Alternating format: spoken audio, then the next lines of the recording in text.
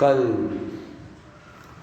गाथा नंबर 50 उसकी चर्चा हमने चालू की थी। आचार्य भगवान कहते हैं कि जीव के वर्णादि भाव नहीं, और एक मतलब आप समझ रहे हैं कि समय सार में पहले बहुत विस्तार संक्षिप्त में कह दिया, अब हर चीज़ को विस्तार से कह दिया।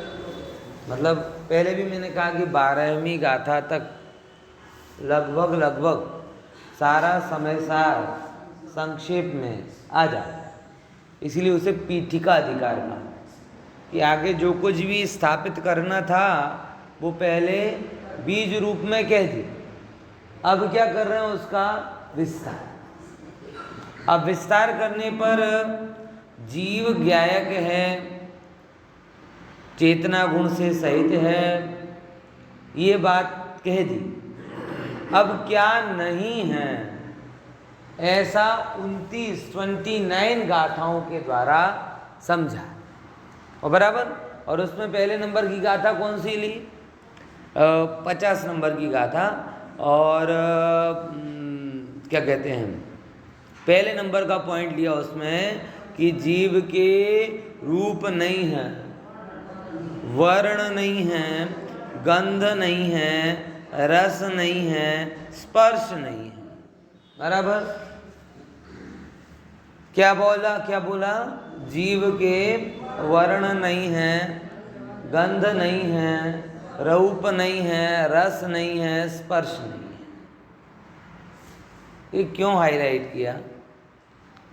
जैसे कि एक बात कहें आपको, अभी आज व्हाट्सएप पे एक बड़ा जोक चल रहा है, इनको पता होगा गंदे पानी वालों को, कि एक ने दूसरे के लिए पेमेंट के लिए फ़ोन किया, भाई पेमेंट दो। जिनेश भाई, आपने किसी को बोला कि मुझे पेमेंट दो, और उसने बोला कि ना अत्यारे रशिया यूक्रेन वच्चे युद्ध चाले छे, पैसा नहीं है।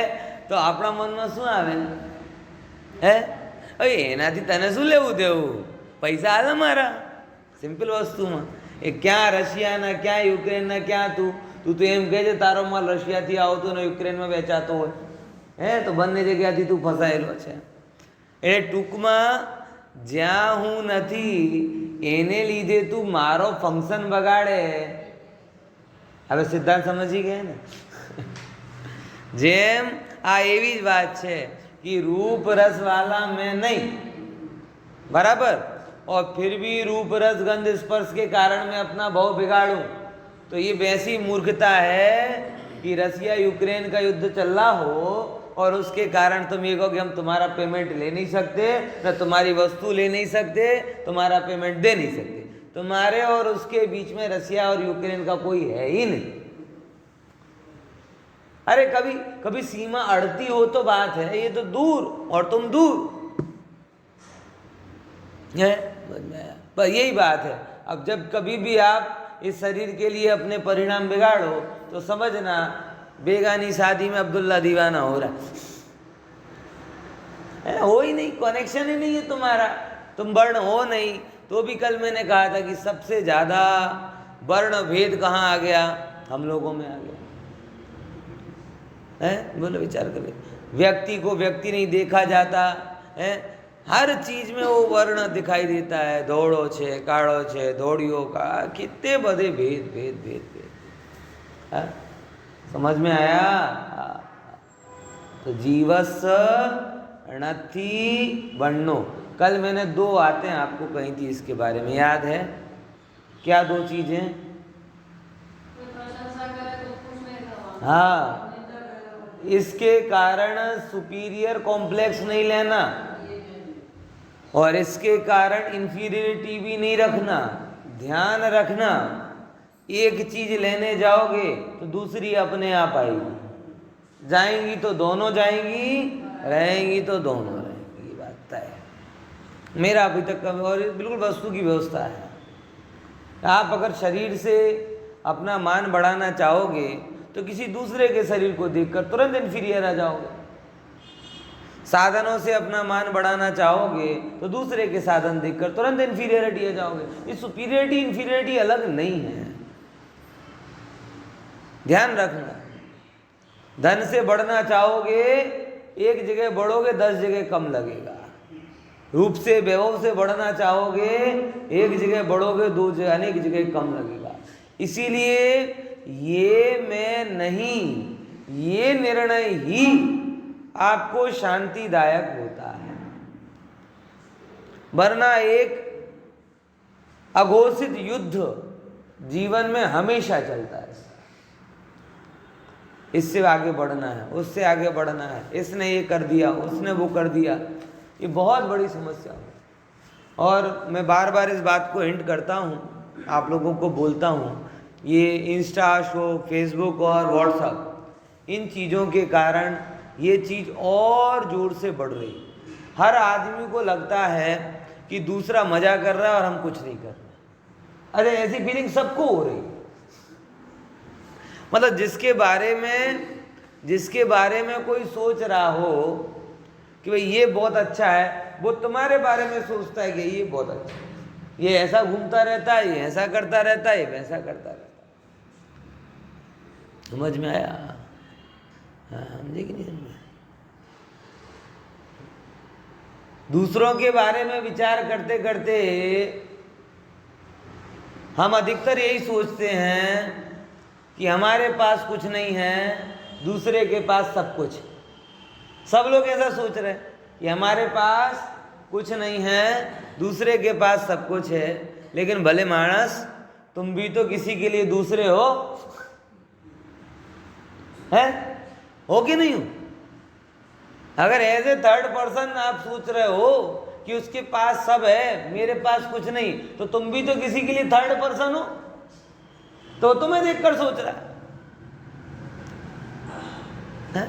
इसीलिए ये होड़ है संसार की। जब तक आपको अपना स्वरूप पता नहीं होगा, अपना घर जिसका नहीं होता, उसे कोई भी अपना मतलब आकर्षित कर सकता है। जिसे अपना घर पता हो उसको आकर्षण नहीं। तो यहाँ यही बता रहे हैं, ए भाई, वर्ण की गलियों में, रूप रस की गलियों में भटक मत जाना। क्यों? क्योंकि जीवस्य नत्थि वर्णो,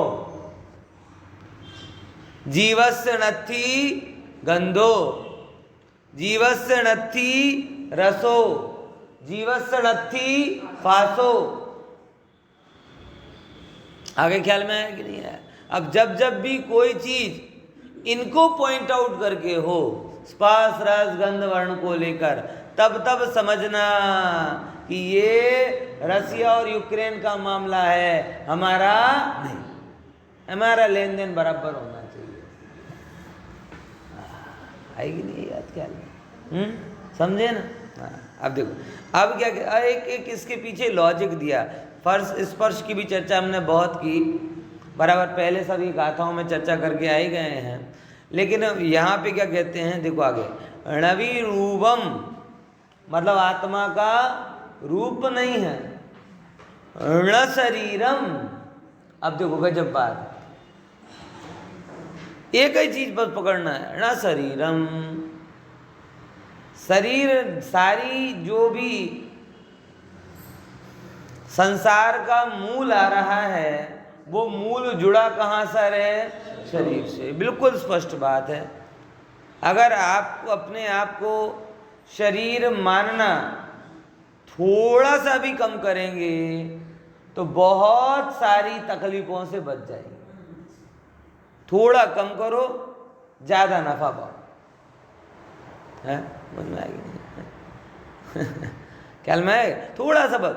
जब देखो, आवश्यकता को तो कोई निषेध नहीं करता, वो तो सबको पता है कि जब तक आप 6वें गुणस्थान में नहीं हो पहुँचते, 6वें गुणस्थान तक आहार भी लगेगा, बराबर 5वें गुणस्थान तक कपड़े भी लगेंगे, घर भी लगेगा, बराबर 3रे 4थे गुणस्थान तक परिवार होगा तो भरण पोषण भी होगा, बराबर परिवार की सारी व्यवस्थाएं भी होंगी।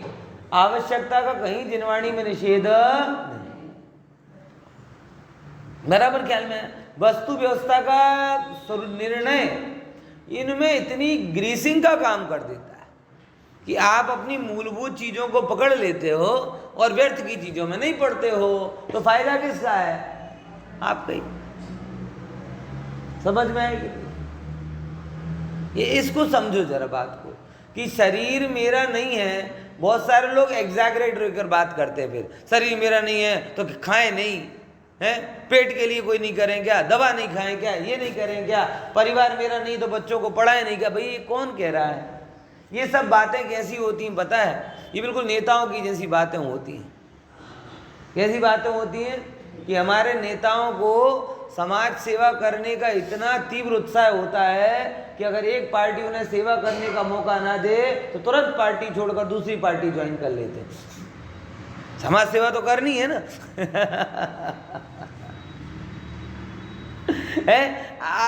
अब समझना, ये जितने नेता दल बदल रहे हैं, ये नाम किसका रखते हैं? जनता की सेवा करने। और काम किसका करते हैं? ये जो भी लोग, ये जब भी अपन शरीर की भिन्नता की बात करो, परिवार से भिन्नता की बात करो, तो जनता की सेवा आगे कर देते। ये उनका फेस होता है। हिडन एजेंडा अनंत विषय वासनाओं को पूरा करना होता है। आप ही समझ लो। और धर्म में नेतागिरी मत करो, खासकर जिनवाणी के सामने तो नेतागिरी बिल्कुल अच्छी नहीं है। अपने यहाँ तो एक ही नेता है, कौन? मोक्ष मार्गस्य, बाकी सब कोई एक ही नेता है। मोक्ष मार्ग के नेता सर्वज्ञ भगवान, बाकी सब तो उनके अनुयायी। बराबर? तो तुम्हें नेता नहीं बनना है, अभिनेता भी नहीं बनना। नेता करता है नेता। और अब वो तो सर्वज्ञ बन जाओगे तो वही है, तो वो जगह तो खाली नहीं। अब क्या करोगे आप? अभिनेता तो वो तो कपटी होता है, होता कुछ ना दिखता कुछ। तो नेता भी नहीं बनना, अभिनेता भी नहीं बनना, अनुकरण करता बनना। क्या बोला? अनुकरण, कि परमात्मा ने जो मार्ग बताया है बस उसको फॉलो करो। है? आवश्यकता की बात कर करके अपनी अनंत अपेक्षाओं की पूर्ति का खोटा उपाय मत करो। आप समझो, जब जब भी हम पेट को आगे करते हैं, जब जब भी हम शरीर को आगे करते हैं, जब जब भी हम परिवार को आगे करते हैं और कहते हैं इनके लिए सब करना पड़ता है, इनके लिए सब करना पड़ता है, ईमानदारी से सोचो, पेट के लिए कितनी ज़रूरत है और पेटी के लिए कितनी, परिवार के लिए कितनी ज़रूरत है और मोह के लिए और मान बढ़ाई के लिए कितनी, जीवन के लिए कितनी ज़रूरत है और बाहर में दिखाने बताने के लिए कितनी। अपने आप आपको पता चल जाएगा कि क्या करना चाहिए और क्या नहीं। समझ में आया? तो मैं शरीर नहीं हूं, ये जब बात कहती हैं तो कुछ नेता लोग ऐसे कहते हैं कि शरीर नहीं हूं तो क्या दवा खाना छोड़ दूं, शरीर नहीं हूं तो क्या खाना खाना छोड़ दूं, पेट भोजन भूखा मर जाऊं क्या, बीमार मर। भाई ये किसने कहा? तुम्हें वो भाव आएगा, 5वें गुण स्थान तक भोजन बनाने का भाव आएगा और 6वें गुण स्थान तक औषध लेने का भाव आएगा। लेकिन इनके कारण जब आप ये सुनते हो कि मैं शरीर नहीं हूं तो हाँ, औषधि नहीं छूटेगी, होटल का खाना जरूर छूटना चाहिए। समझ में आया कि नहीं है? दवा छोड़ने का कौन कह रहा है? लेकिन ये जो व्यर्थ की बातें जो कर रहे हो, जो राग रंग के प्रयास हैं, दवा में तो जीव कम खर्चता है, भोगों मेहनत खर्चता है। और गजब है ना, दवा का खर्चा ऐसे बुरा लगता है और भोगों का खर्चा लगता है वसूल। ऐसा नहीं होता? क्या करें, दवा में 50 लाख रुपया लग गया, दवा में 50 लाख 1.5 लाख रुपया लग गया। अच्छा, भोगों में कितना लगाया? अरे वो तो मजे के लिए, यही तो भूल है। शरीर की संतुलित दशा साधना में कारण बनती है। समझ में आया? क्या बोला? शरीर की संतुलित दशा किस में कारण बनती है? साधना में। तो औषध में लगाया हुआ पैसा वसूल है। इसका मतलब ये नहीं कि मैं बीमारी की इच्छा करता हूं, बीमारी की इच्छा नहीं करता।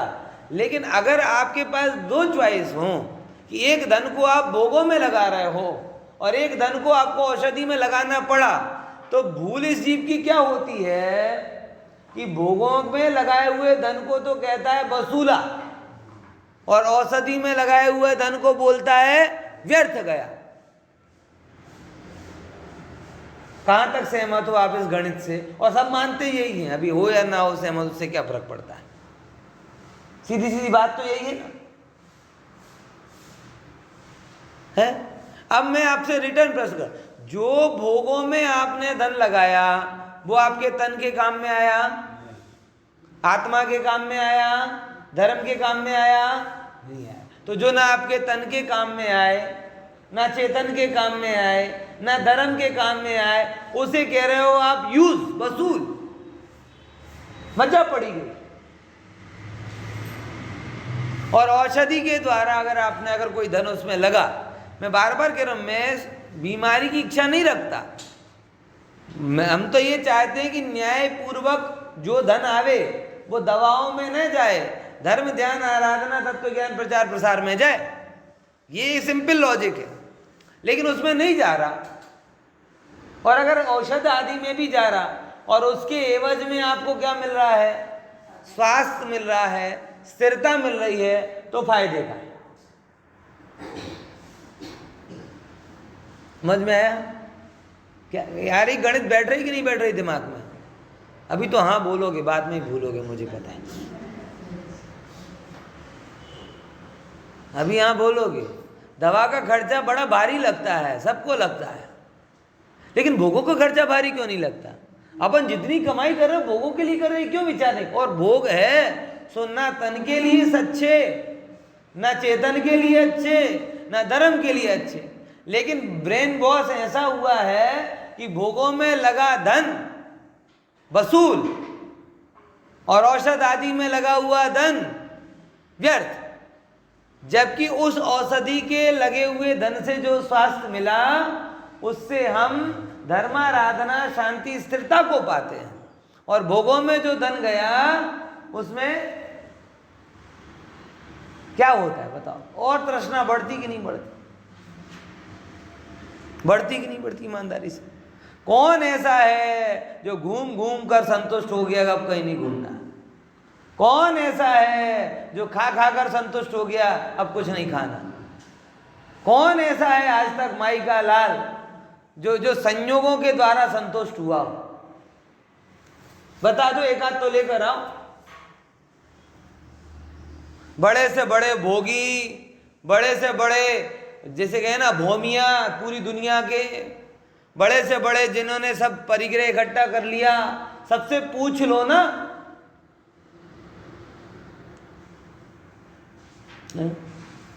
नहीं आएगा उत्तर भैया, नहीं आएगा। इस सर्वज्ञ भगवान का नेतृत्व है, सब कुछ जानकर सीधी सीधी सी बात बोल रहे हैं। आज स्वीकार लो तो आज, और अनंत काल बाद स्वीकारो तो तब। समझ में आया? इसीलिए समझ में कि अपने यहाँ पर बड़ा संतुलित जीवन जिया जाता था। आवश्यकता के लिए आवश्यकता के प्रमाण में जीवन जिया जाता था। धन आदि को सुरक्षित करके रखा जाता था दो चीज़ों के लिए, भोगों में लगाने के लिए नहीं। आज तो बड़ा आश्चर्य होता है ये तथाकथित सो कॉल्ड व्यवस्था पर, जब भोग सामग्रियों के लिए लोग कर्जा लेते, पर्सनल लोन, ये लोन वो लोन। अपनी ये परंपरा नहीं है।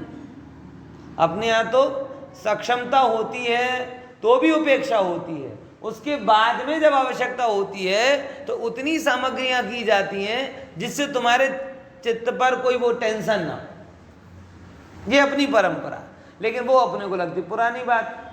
खाओ पियो मौज करो। इसीलिए ये बातों को बार बार सुनना। ना शरीरम, मैं शरीर नहीं हूँ, ये सुनते ही ये जो कपट हम करते हैं कि शरीर नहीं हूँ तो दवा नहीं ले क्या, औषध नहीं ले क्या, ये दवा औषध भोजन परिवार के नाम पर परमिशन लेते हो और अनंत वासनाओं को पूरा करते हो, ये कपट जिनवाणी के सामने सुहाता नहीं। बात समझ में आई कि नहीं आई? और जिसने एक बार ये निर्णय कर लिया कि मैं शरीर नहीं हूं, न शरीरम, विचार कर लेना, वो जीव का संसार ज्यादा लंबा है ही नहीं। बहुत स्पष्ट है। जैसे समाधि शतक में बहुत अच्छी गाथा आती है कि शरीर से भिन्न जैसा जो जानता है तो कितना संतुलित हो जाता है। उन्होंने एक नहीं 4 एक गाथा दी। बोलते जैसे नया वस्त्र पहनने से कोई अपने आप को नया नहीं मानता और पुराना वस्त्र पहनने से कोई अपने आप को पुराना नहीं मानता, वैसे नया शरीर से मैं युवान और पुराने शरीर से मैं घरड़ा हो गया, ऐसा क्यों मानते हो? ऐसी 4-5 गाथा ली। फिर क्या बोला? जैसे काला कपड़ा पहनने पर कोई अपने आप को काला नहीं मानता, सफ़ेद कपड़ा पहनने पर कोई अपने आप को सफ़ेद नहीं मानता, वैसे काले शरीर से अपने आप को श्याम और गोरे शरीर से अपने आप को गौरवर्णी क्यों मानते? मोटा कपड़ा पहनने पर जाड़ा कोई अपने आप को नहीं मानता, बराबर। पतला कपड़ा पहनने से अपने आप को कोई पतला नहीं मानता, तो जाड़े शरीर को लेकर मैं स्थूल हो गया, मोटा हो गया, और पतले के कारण मैं एकदम स्लिम ट्रिम हूं, ये क्यों मानते हो? तो जब पहली बार आपकी धर्म में आंख खुलती है, पहली बार आंख खुलती है, तो उस पहली बार आंख खुलने पर जो आपको वस्तु व्यवस्था दिखनी चाहिए वो ये कि 2 का 2 दिखाई दे, 2 का 1 ना दिखाई दे। क्या बोला? समझे कि नहीं समझे? जैसे जो अंडज जीव होते हैं ना, अंडज, शायद आपने सुना होगा, अंडज क्या हो? जो अंडे से उत्पन्न होते हैं। उन जीवों की खूबी होती है कि जैसे ही वो एक जो अंडा होता है ना फूटता है ना, उसको जो पहले दिखाई देता है ना उसे अपने माँ बाप समझ लेते हैं। ये उन लोगों में होता है, पक्षियों में। पक्षी अंडज होते हैं ज़्यादातर, अंडज मतलब अंडे से उत्पन्न होने वाले। तो उनकी खूबी होती है कि जैसे ही वो अंडा टूटता है, अंडे के अंदर विकसित करती है उनकी जो मादा होती है वह, बराबर। अब वो अंदर विकसित हो जाता है और विकसित होने के बाद पर वो अंडा फूटता है, और फूटने पर जो पहली बार दिखता है उसे वो क्या मानती है? अपनी मां। जो समझना है अंतर है। गर्भज जो होता है ना, गर्भज नाल से जुड़े हुए रहते हैं अथवा गर्भ में पलते हैं, तो इतनी देर में उनका ये मेरी माँ है ये क्लियर हो जाता है। लेकिन अंडज बहुत जल्दी बाहर आ जाते हैं, बाकी तो फिर उनको ऊष्मा के द्वारा वो विकसित होते हैं, तो उनका कनेक्शन अंदर नहीं बनता, उनका कनेक्शन कहाँ बनता है? बाहर। और वो कैसे बनता है? पहली बार जो देखे वो। इसीलिए उन पक्षियों में एक खूबी होती है, भले ही कहीं पर भी रहे, लेकिन जब वो अंडा फूटने का टाइम आता है वो हमेशा पास में। अब इन्हें कैसे पता चलता है? ये कुदरत का विज्ञान है। तुम्हें नहीं पता चलता कि कब होने वाला है दर्द, कब बाहर आएगा, लेकिन पक्षियों को पता चलता है। समझ में आया? क्या पढ़ाने लगे पंडित जी। हाँ, लेकिन बड़ी गजब बात है, बस ये बात कह रहा हूं। अब अनादिकालीन जो मिथ्यात्व का अंडा अपने ऊपर है, जिनवाणी माँ आपको गर्मी दे रही, और जब पहली बार आपके दर्शन होंगे वो अंडा टूटेगा मिथ्यात्व का और सम्यक्त्व का पक्षी बाहर आएगा, तो पहले नंबर पे क्या दिखना चाहिए आपको? क्या दिखता है? बोले 2 का 2 और 1 का 1। 1 का 2 नहीं दिखना चाहिए और 2 का क्या मतलब हुआ? हाँ, 2 का 2 दिखे मतलब शरीर और आत्मा ये 1 के 2, 2 का 2 ही दिखना चाहिए। 2 का 1 बोले तो मोह की मां फिर से अंडे में भर देगी। 2 का 1 देखना चालू किया तो फिर वो मोह की मां आएगी, फिर से अंडा पैक करके फिर घर में जाओ, फिर सेको, फिर फूटोगे, फिर 2 का 2 दिखा तो ठीक, अगर 2 का 1 दिखा तो फिर अंडे। पहली बार अगर धर्म में आंख खुले, छोटा धर्म का अंकुरण भी हो तो क्या होना चाहिए? 2 का 2 और 1 का 1। समझ में आया? ये आत्मा और शरीर भिन्न थे, भिन्न हैं और भिन्न ही, ऐसे 2 के 2 द्रव्य दिखने चाहिए। ये 2 कभी एक हुए नहीं, होते नहीं और होंगे नहीं। ये 2 का 1 नहीं दिखता। और इस आधार के बिना आप धर्म की लंबी लंबी व्याख्याएं कर दो, व्रतों की झड़ी लगा दो, ज्ञान की लाइब्रेरी बन जाओ, मान के गोडाउन बन जाओ, सब कुछ करो, लेकिन देह और आत्मा की भिन्नता नहीं जानी तो भगवान कहते प्रभु तू बहिरात्मा है, बहिरात्मा है, मोक्ष मार्ग के बाहर। समझो, ये 2 का 1 दिखना तो चालू हो, बात की बात बाद में होगी। पहले दिखे ना तो बात आगे बढ़ेगी, दिखने नहीं चालू होता व्यक्ति। धर्म करता है लेकिन 2 को भिन्न जान के नहीं करता। धर्म करता है तो भी इस पर्याय को लोग याद रखेंगे, ऐसे ही मर गए तो कौन याद रखेगा? और अगर दीक्षा विक्षा लेकर मरे तो बहुत याद रखे। मतलब किसको याद रखेंगे? जो मैं, किसका मान है? आत्मा का। अरे आत्मा का मान तो समोसरण में भगवान गा रहे हैं। किसका मान? इसका मान इसका ही होता है। और इसका कितना भी आप मान करो, ये कितना है? इस पर्याय का काल कितना है? कभी जाओ भोजनालयों में, वहां फोटोएं लगी रहती हैं, फलानी बाई ने के वो कितनी भोजनालय होते ना, 100-500 फोटो लगी रहती है। इनने 5,000 दी, इन सबकी फोटो लगी। कौन देखता है फोटो को बताओ? और कुछ फोटो तो ऐसी होती देख ले तो खाना नहीं भागे, तो फिर काय को देखे? है किसका मान? कौन देखा? नाम लिखे रहते हैं, किसका नाम रहा?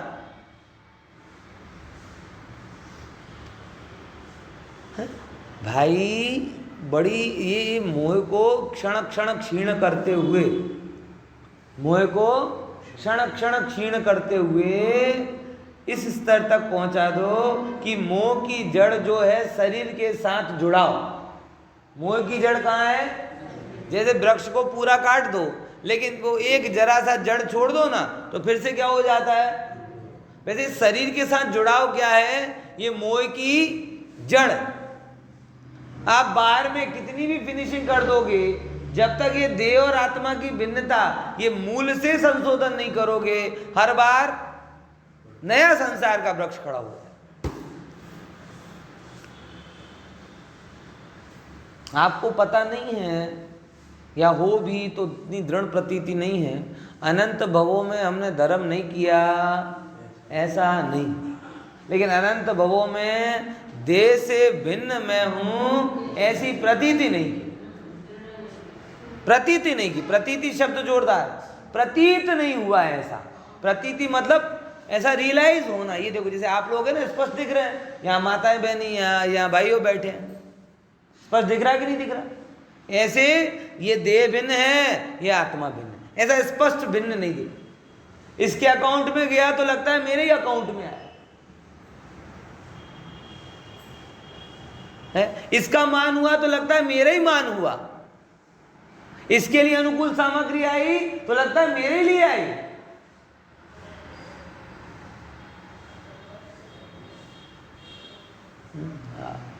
इसीलिए बहुत बहुत गहरी बात है। आपने हजारों बार सुनी होगी तो भी करोड़ों बार सुनने की जरूरत है।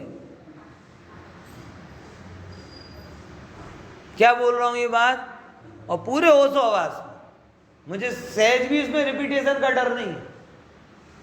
हजारों बार आपने ये बात सुनी होगी तो भी करोड़ों बार ये सुनने लायक ये बात है। अरे करोड़ क्या, यही बात सुनने लायक है। जब भी सुनो तो ये सुनो, देह में नहीं आत्मा में हूं। क्यों? क्योंकि ये देह और आत्मा की प्रगाढ़ता जो हुई है ना, ये इसका रिवर्स हुई कि जब भी सुना सो ये मैं हूं, ऐसा सुना है। जब भी सुना तो क्या सुना, ये है। 60 की उम्र में स्वस्थ, वाह तुम तो बड़े स्वस्थ हो, क्या क्या पुष्ट हुआ, देह है सो मैं हूं। तुम तो बड़े रूपवान हो, क्या पुष्ट हुआ, तुमने तो बड़ा ज्ञान है, नॉलेज है, क्या पुष्ट हुआ, तुमने तो अपने जीवन में क्या क्या काम किए, क्या पुष्ट हुआ। जिंदगी भर इसके विपरीत पुष्ट किया है, उससे जीव उबता नहीं और धर्म में उबन होने लगती है। पंडित जी से कभी भी बात करो, कोई बात ले आते, शरीर भिन्न आत्मा, अरे कुछ नया सिखाओ, नया नहीं सिखाएंगे, यही सिखाएंगे। क्योंकि हमें आपको संसार के अभाव की औषध देनी है, और संसार के वृद्धि का मूल है क्या, ये शरीर और आत्मा की एक रूपता। ये ध्वनित होना चाहिए हर जगह, सर्वत्र, हर संयोग में, हर अवस्था में। देह है सो मैं नहीं, देह है सो मैं नहीं, देह है सो मैं नहीं। आप देखोगे कि मोह अपने आप क्षीण होता जा रहा है, क्योंकि सारी मोह की जड़ कहाँ मिलती है, यहाँ। भोग भी शरीर के लिए है, कषाय भी शरीर के लिए है, धन भी शरीर के लिए है, परिवार भी शरीर के लिए है, पैसा भी शरीर के लिए है, घर मकान दुकान जमीन जायदाद, पूरे संसार का विस्तार। अब बताओ, संसार के अभाव करे सो धर्म होता है ना, तो धर्म का मार्ग ये नहीं होगा तो और क्या है? आज व्यक्ति को ऐसे करे ना, धर्म में धन खर्चने की बात आए ना तो हाथ पीछे खींच लेता है। क्यों? क्यों? क्योंकि वो धर्म ने किसके लिए बचा के रखा, उसने धन किसके लिए बचा के रखा, शरीर के लिए। अब कहता है ऐसे कर देंगे तो घर कैसे चलेगा, परिवार कैसे चलेगा, यही सब चलेगा। मैं फिर से बोल रहा हूँ, ये छठवें गुणस्थान तक की व्यवस्था तक का मैं निषेध नहीं कर सकता, वो तो आगमानुसारी। मुनियों को आहार, औषध, परिवार का भरण पोषण, ये तो आगमानुसारी। तो भाई श्रावक को ऐसा भाव होता है, उसका निषेध नहीं कर रहे। किसका निषेध कर रहे हैं? जो भोगों में जाता है। कभी भी आज जरूरत को भूखा रख के धर्म करने की बात नहीं कहते, लेकिन भोगों में जो धन जा रहा है, उससे तेरा बिगाड़ हो रहा है, उसको हटाकर ये करने की बात कहते हैं। ऐसे एक भाई से बात हुई, प्रतिमा विराजमान करने की कोई बात हुई थी, बहुत पहले की बात है। ऐसी चर्चा में बात निकली। पहले थोड़ी देर पहले उन्होंने कहा कि अभी ये क्या कहते हैं, हम लोगों का वहाँ पे वर्ल्ड टूर का प्रोजेक्ट हो रहा है, हम दोनों जा रहे हैं, ये हो रहा है, वो हो रहा है, थोड़ी ऐसी बातें कहीं।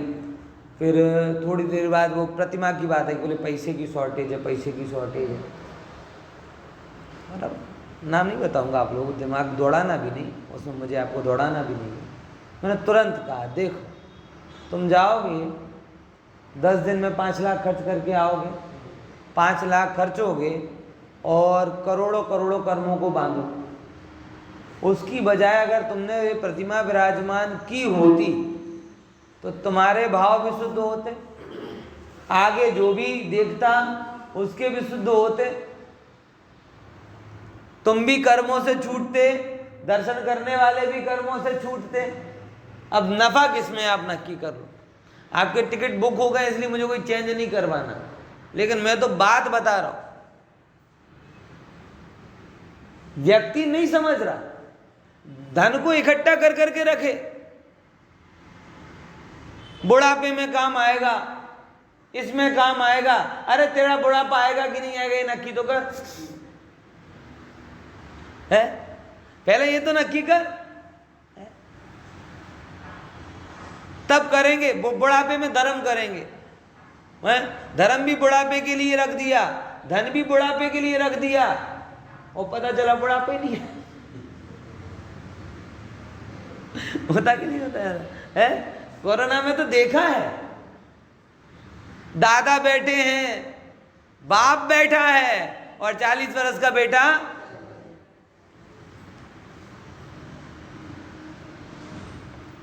अब दादा बिलख रहे, मुझे ले जाता, मुझे ले जाता, इसको क्यों लेके गया। अब कर्म थोड़ी कोई साटा प्रथा में मानता है, यहाँ का इसको शिफ्ट कर दो, वहां का वहां शिफ्ट कर दो। विचार करके देखो, पुत्र पुत्रादि के लिए धन छोड़ के चले जाओगे, पुत्र पुत्रादि तुम्हें छोड़ के चले जाएंगे और धन ले जाएंगे, है? बोल, विचार करके देख। भाई वस्तु की व्यवस्था गजब है, वस्तु की व्यवस्था। इसीलिए बड़ी गंभीरता से बात कह रहा हूं कि जैसे ही आप ये शरीर से भिन्न मैं हूं ये सुनते हो, तब ये सुनने पर ही मोह ढीला पड़ता है, और मोह ढीला पड़ता है तो मोह अपने एक दूत क्षयोपशमिक ज्ञान उसको पहुंचाता है आपके सामने। क्षयोपशमिक ज्ञान, क्षयोपशमिक ज्ञान ट्रेंड किससे हुआ है? मोह से। तो वो बार बार आपको बोलेगा, ये तो सुन लिया ना, ये तो सुन लिया, कुछ नया सुनाओ। दूसरा दूत मोह का अरुचि, ये पता है अब इसमें मजा नहीं आता। तो ये मोह, ये दोनों चीजें कौन पहुंचा रहा है? मोह पहुंचा रहा है। क्षयोपशमिक ज्ञान का मान वो भी किसने पहुंचाया? मोह ने। और अरुचि वो भी किसके थ्रू आई? मोह के। और ये दो पहुंचाकर वो किसको बचाना चाहता है? किसको बचाना चाहता है? अपने आप को। मोह है, ध्यान से समझना, मोह जब नष्ट होने लगता है, कहते दिया बुझने के पहले क्या होता है? फड़कता है। तो जब मोह लगा, अरे ये तो देह और आत्मा की भिन्नता की बातें सुनने लगा, अब तो मेरा सत्यानाश हो जाएगा, तो वो अपने दो दूत को पहुंचाएगा आपकी तरफ। कौन से दो? एक क्षयोपशमिक ज्ञान जो ट्रेंड किससे हुआ है? जैसे ही वो ये बात सुनेगा वो कहेगा, वो ऑब्जेक्शन करेगा आपके अंदर में, ये तो आता है मुझे, ये तो आता है मुझे, ये तो आता है मुझे, नया सुनाओ, नया बताओ, नया करो। ये नए के चक्कर में वो किसको बचाना चाहता है? ऐसे ही। फिर दूसरा अरुचि, ठीक है सुना है लेकिन मजा नहीं आता, मजेदार बात बताओ, मजेदार। तो मजा किस में आएगा? फिर भोग विलास में। तो उस मोह ने दो दूत पहुंचाए, दूत की बजाय जासूस कहें तो ज्यादा अच्छा, क्योंकि दूत तो स्पष्ट आता है, जासूस पर आता। ISI एजेंट, मोह के ISI एजेंट कौन है? ये मोह से स्टैंड हुआ क्षयोपशमिक ज्ञान, और राग से ट्रेंड हुई रुचि, यानी आत्मा की अरुचि। बराबर। ये दो आपके सामने बार बार आएंगे और कहेंगे ये तो पता है, इसमें मजा नहीं आता, अगला मजा करो। आपको अगर आप इनके चक्कर में आ गए, इस वेद ज्ञान की बात को आपने मात्र क्षयोपशमिक ज्ञान समझ लिया, अथवा चारित्र गुण की विपरीत परिणमन जो अरुचि हो रहा था, आत्मा के प्रति अरुचि, उसको आपने हितकर समझ लिया, और विषयों की रुचि को आपने कल्याणकारी समझ लिया। बस गए आप। उसको देह और आत्मा की भिन्नता से हट जाओगे, मोह कहेगा हाश, संकट टल गया।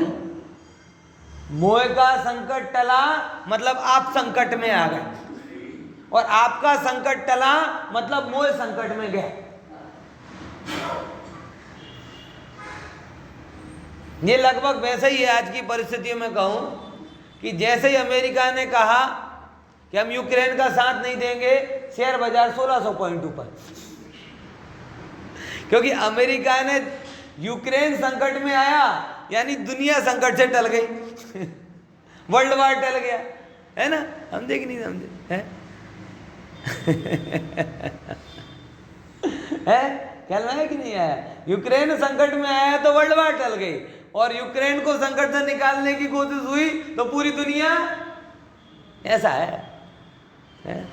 समझे कि नहीं समझे? ऐसे ही मोह संकट में आया तो आप बच गए, और आप बच गए, आप संकट में आए तो मोह बच गया। समझ में आएगा? अब आप खुद निर्णय कर लो किसको बचाना है, मोह को बचाना है कि किसको बचाना है। इसलिए हिंदू बार बार सुनना, ये मतलब शैक्षणिक ज्ञान के लेवल पे नहीं समझ रहे हैं बातें। शरीर मेरा नहीं है, शरीर में, ये मैं बहुत देखा है। गुरुदेव के प्रवचन सुन रहे हैं जिंदगी भर से, शास्त्र पढ़ रहे हैं जिंदगी भर से, अरुचि हो जाती है उनको। क्यों?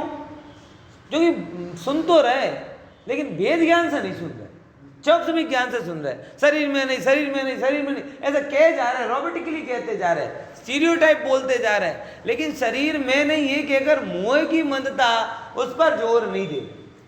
इसीलिए ना वैराग्य भाव आ रहा, ना भक्ति भाव आ रहा, ना तत्व की दृढ़ता आ रही, ना पौरुष जाग रहा। बस एक जैसे पोपट को सिखा दिया हो ना, शिकारी आएगा, जाल फैलाएगा, दाने का लोभ दिखाएगा, हमें जाल में फंसना, वो फंसा जा रहा।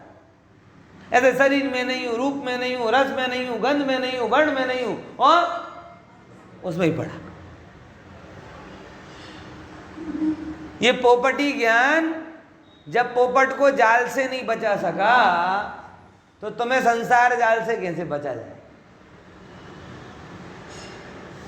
है? और उसका जो शिकारी था वो तो कमजोर है, वो तो 100 का शिकार करने जाता है तो एक हाथ पकड़ाता है। ये मोह का शिकारी ऐसा है कि यहां तो लोग खुद जाल में आके पड़ते हैं। पता है मोह का जाल कैसा है?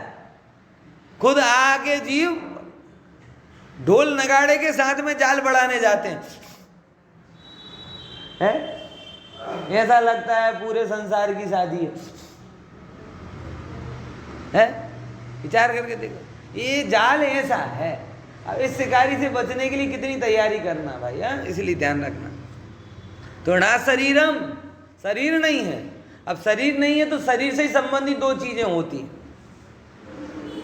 कौन सी? संस्थान और सेना, ये 2 डिपार्टमेंट है। कौन सा? एक फोटोग्राफी डिपार्टमेंट और एक एक्सरे डिपार्टमेंट। अंदर का स्ट्रक्चर देखा जाएगा है सैनन से, और बाहर का स्ट्रक्चर देखा जाएगा संस्थान, यानी इंटीरियर देखा जाएगा संस्थान से, और कंस्ट्रक्शन देखा जाएगा सहना। मकान आप लेने जाते हो यही होता है ना, एक ओवर बाहर से देखते हो और एक कंस्ट्रक्शन देखते हो कैसा है। तो इस शरीर के भी 2 पार्ट की है। कौन कौन से? एक तो फोटो वाला और एक कंस्ट्रक्शन वाला। शरीर में 2 चीजें, एक कैसा बना हुआ है, मजबूत है कैसा मजबूत? वज्र वृषभ नाराज सैनन, मतलब कैसा? हनुमान जी का एग्जाम्पल आता है ना, प्रद्युम्न का एग्जाम्पल आता है कि प्रद्युम्न को पकड़ के ले गए वो, और डर के मारे नीचे फेंक दिया, और फेंक दिया तो क्या हुआ? शिला टूट गई। किसने? बालक को, दूध पीते बालक,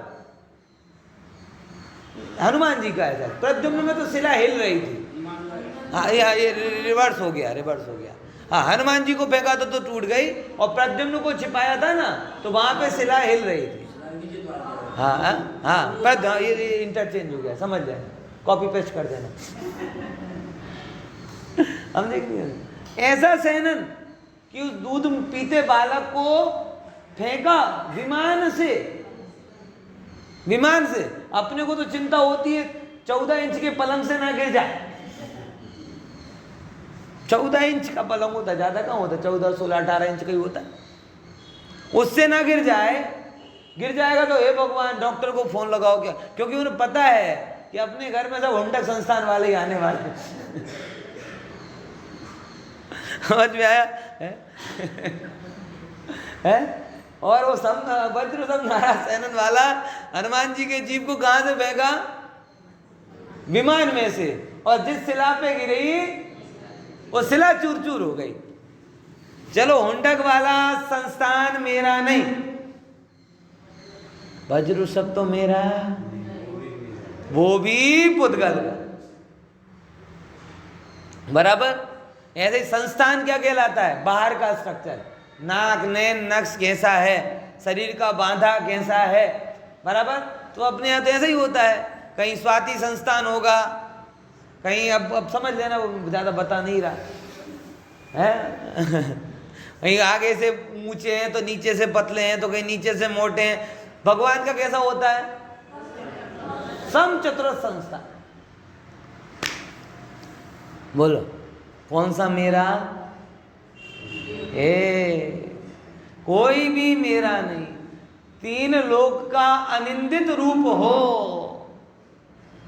एक कमी कोई ना निकाल सके, तो भी मेरा नहीं। बराबर। तो ना आपको ऑर्थोपेडिक के पास जाने की ज़्यादा ज़रूरत है, ना फिजियोथेरेपिस्ट के पास, और ना ही प्लास्टिक सर्जन और ब्यूटी पार्लर, क्योंकि ये दोनों ही मेरे